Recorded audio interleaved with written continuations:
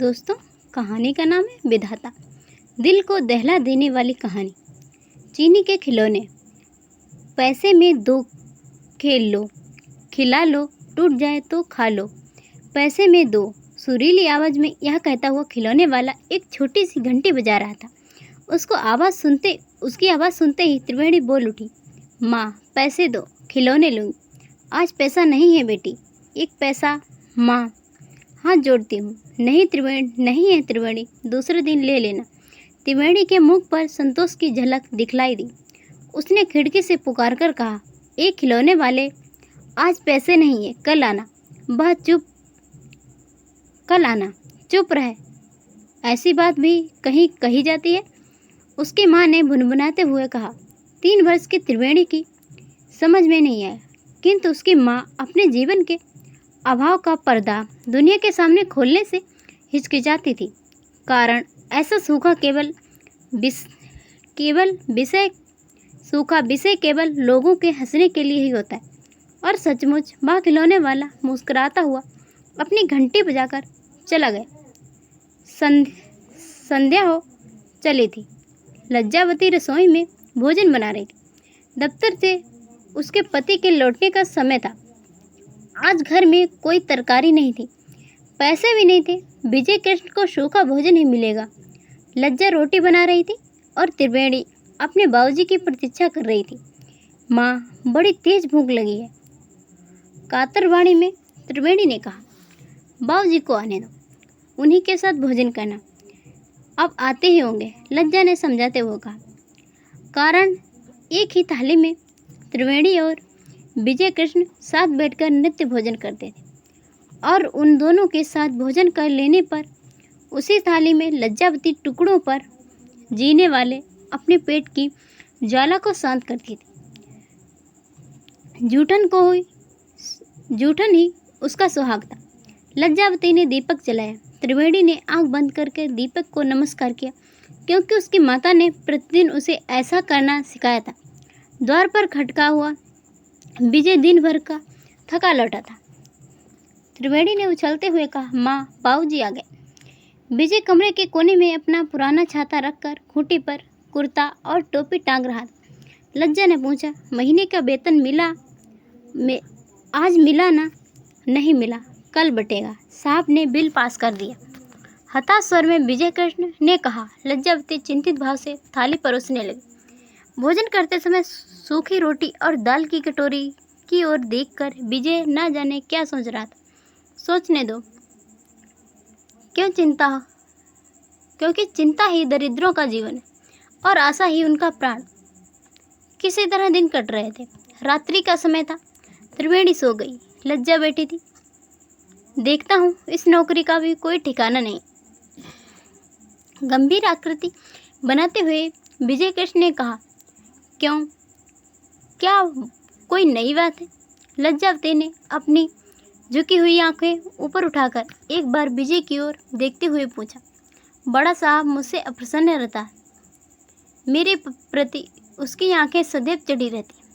किस लिए? हो सकता है मेरी निरीहता हो इसका कारण हो। लज्जा चुप थी। 15 रुपये मासिक पर दिन भर परिश्रम करना पड़ता था। इतने पर भी ओह, बड़ा भयानक समय आ गया। लज्जावती ने दुख की एक लंबी सांस खींचते हुए कहा, मकान वाले का 2 मास का किराया बाकी है। इस बार नहीं मानेगा। इस बार ना मिलने से वह बड़ी आफत मचाएगा। लज्जा ने भयभीत होकर कहा, क्या करूं? जान देकर भी इस जीवन से छुटकारा होता, ऐसा सोचना व्यर्थ है। घबराने से क्या लाभ? कभी दिन फिरेंगे ही। कल रविवार है, छुट्टी का दिन है। एक जगह दुकान पर चिट्ठी पत्री लिखने का काम है। 5 रुपये महीना देने को कहता था। 2 घंटे का काम करना पड़ेगा। मैं 8 मांगता था। अब सोचता हूँ कल उससे मिलकर स्वीकार कर लूँ। दफ्तर से लौटने पर उसके यहाँ जाया करूँगा। कहते हुए विजय कृष्ण के हृदय में उत्साह की एक हल्की रेखा दौड़ पड़ी। जैसा ठीक समझो, कहकर लज्जा विचार में पड़ गई। वह जानती थी कि विजय का स्वास्थ्य परिश्रम करने से दिन दिन खराब होता जा रहा था, मगर रोटी का प्रश्न था। दिन साफ था और महीने उलझते गए। विजय प्रतिदिन दफ्तर जाता। वह किसी से बहुत कम बोलता था। उसकी इस निरसता पर प्राय दफ्तर के अन्य कर्मचारी उससे व्यंग करते। उसका पीला चेहरा और धसी हुई आंखें लोगों को विनोद करने के लिए उत्साहित करती थी, लेकिन वह चुपचाप ऐसी बातों को अनसुनी कर जाता, कभी उत्तर न देता। इस पर भी सब उससे असंतुष्ट रहते थे।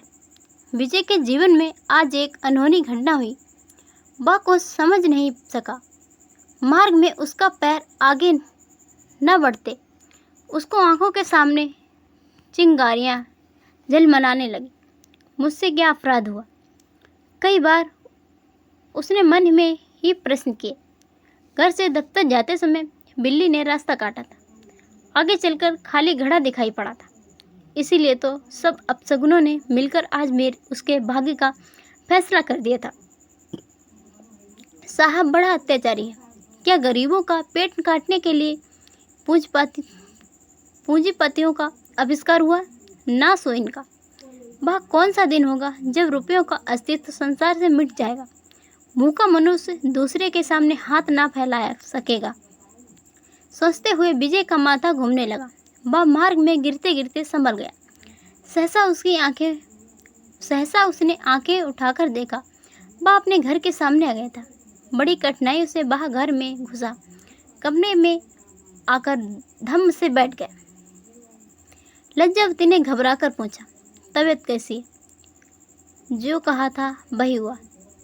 क्या हुआ? नौकरी छूट गई, साहब ने जवाब दे दिया। कहते कहते उसकी आंखें छलछला गईं।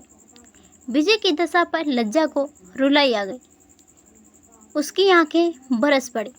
उन दोनों को रोते देखकर त्रिवेणी हुई सिसकने लगी। संध्या की मलिन छाया में तीनों बैठकर रोते थे।